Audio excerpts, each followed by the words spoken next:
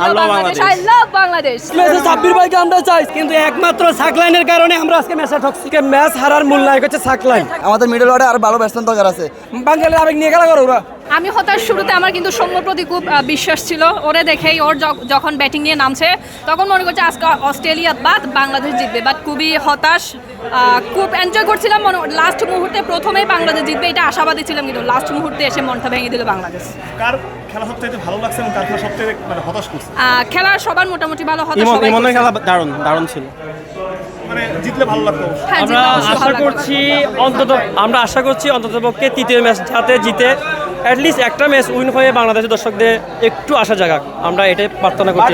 যদিও Australia team টি20তে আমাদের চাইতে অনেকটা এগিয়ে, কারণ তাদেরকে টিমের মধ্যে টিম ডেভিড, তারপর হইতেছে মিশেল মাস, ওদেরকে নিয়ে আসছে, যার কারণে ওরা অনেক প্রতিপক্ষ টিম অনেক দারুণ শক্তিশালী, যার কারণে আমরা অনেকটা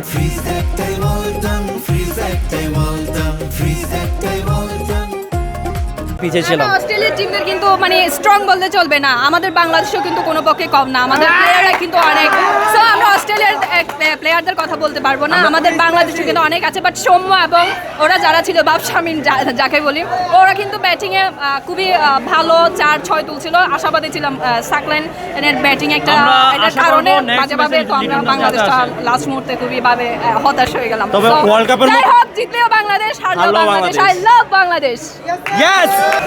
দু একটা সিলি মিস্টেকের কারণে, যেমন সাইফ হাসানের আউট অফ দ্য মানে ওয়াইডের বলটা মারা উচিত হয় নাই, আর ভাতশামিম আর একটু টাইম নিয়ে খেললে হয়তো বা জিততে পারতো। দু একটা সিলের কারণে হারিয়ে গেছে, আর কিছু। আমার মনে হয় ভালো খেলছে আর আমরা এনজয় করছি প্রচুর।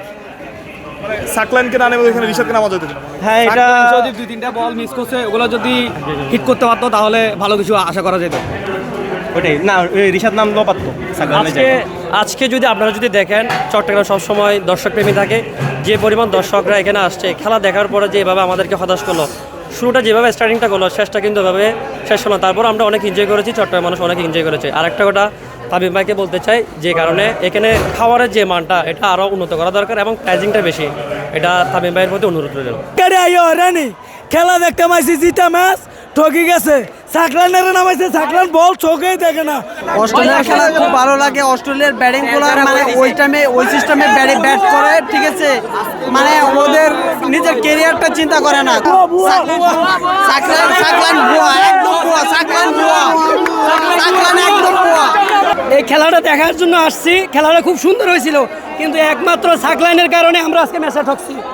আর সাকলাইনের জায়গায় যদি ঋষাদকে নামানো হয়তো অবশ্যই এই ম্যাচটা আমরা জিততাম।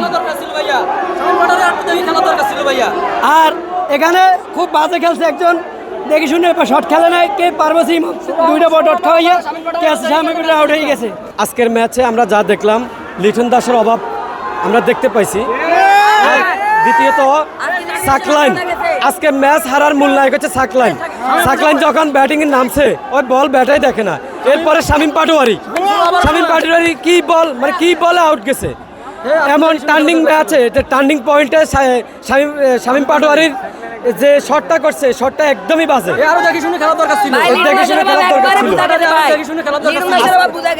লিটন দাসকে আমরা চাই আগামী ম্যাচে, সামনের ম্যাচে আমরা চাই লিটন দাস যেন দলে কামব্যাক করে, এটাই আমরা প্রত্যাশা। 16 ওভার সময় শামীম পাটোয়ারি যত ক্রিজে ছিল, সে আর একটু দেখে শুনে খেলে আজকে আমরা ম্যাচটা আমাদের বের হয়ে যেত। এর কারণে ম্যাচটা আমরা হেরছি, কারণ হে একটা অভিজ্ঞতা খেলোয়াড় হয়ে এইভাবে শটটা খেলার উচিত ছিল না, কিন্তু সে যদি থাকতো ম্যাচটা আমরা অবশ্যই জিততাম। এটা বাজে শট। এখানে সাকলাইন লাস্টে নামছে, হে মানে নতুন অস্ট্রেলিয়ার সাথে, কিন্তু হের করা কিছু নেই এখানে, হে চেষ্টা করছে এখানে, কিন্তু শামীম হোসেন পাটোয়ারি এর তো অনেক অভিজ্ঞতা ছিল, একটু আরো দেখে শুনে খেলার দরকার ছিল, তাহলে আমি ম্যাচটা আমরা সাকলাইনটা বাদ দিয়ে তাসকিনকে নেওয়া দরকার ছিল আজকে ম্যাচে। ভাই আমাদের মিডল অর্ডারে খুবই সংকট আছে ভাই, যেটা আমাদের মিডল অর্ডারে কেউ রান পায় নাই। আর দ্বিতীয়ত শামীম হোসেন পাটোয়ারি কি খেললো ভাই, এটা কোনো খেলার মধ্যে পড়ে না। তাসকিনকে দরকার ছিল, প্লাস আপনার হচ্ছে গিয়ে শামীম হোসেন সাইফ হাসান ভালো একটা ব্যাটসম্যান সেট হয়ে গেছে, কি একটা শট দিয়ে আউট হয়েছে, তার কোনো দরকার ছিল শটটা ভাই, দরকার নাই। আমাদের মিডল অর্ডারে আর ভালো ব্যাটসম্যান দরকার আছে।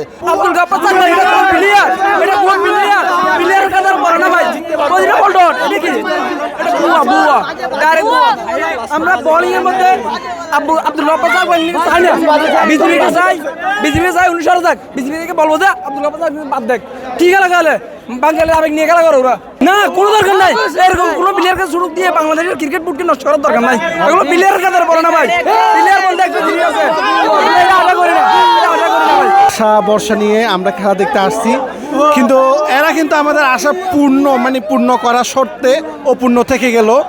তবে অস্ট্রেলিয়ার সাথে যেভাবে খেলছে অবশ্যই ভালো খেলছে, কিন্তু শেষ সময় আমরা চাইলে কিন্তু জিতে যেতে পারতাম। আমাদের কিছুটা যে 5-6 বল যে সাক লাইন বোলিং লাইনে এসে প্রায় আপনার 54 রান মতো দিয়েছে, প্লাস আপনার ওই যে ব্যাটিংয়ে এসে যে 9 বল খেয়েছে, 9 বলে মাত্র করছে 8-9 রান। এখানে আমরা হেরে গেছি বলে মনে করি। কিন্তু তবে অস্ট্রেলিয়ার সাথে এভাবে 197 রানের টার্গেটে 196 রানের টার্গেটে যে এভাবে চোখে চুক রেখে যে এভাবে ব্যাটিং করছে, আমাদের যেমন এই যে টাফ লাইনে তানজিন তামিম হতে শুরু করে যে প্রথম 4 জনই ব্যাটসম্যান ভালো যেভাবে চোখে চুক রেখে অস্ট্রেলিয়ার বোলারদের তুলোধুনো করছে, সত্যি অভাবনীয়। বাংলাদেশের প্রথম টপ লাইনে যেগুলো ব্যাটসম্যান আছে অনেক ইমপ্রুভমেন্ট হয়েছে, বাট আমাদের ফিনিশারে কিছু ভালো ফিনিশার লাগবে। বিশেষ করে আমরা মনে করছি শামীম পাটোয়ারি যখন ছিল মনে করছিলাম ম্যাচটা আমরা জিতেই যাব, কিন্তু হয় নাই। দাসকে কম মিস করছি, উনি থাকলে হয়তো ক্যাপ্টেন্সির কারণে আমরা খেলাটা জিততে পারতাম।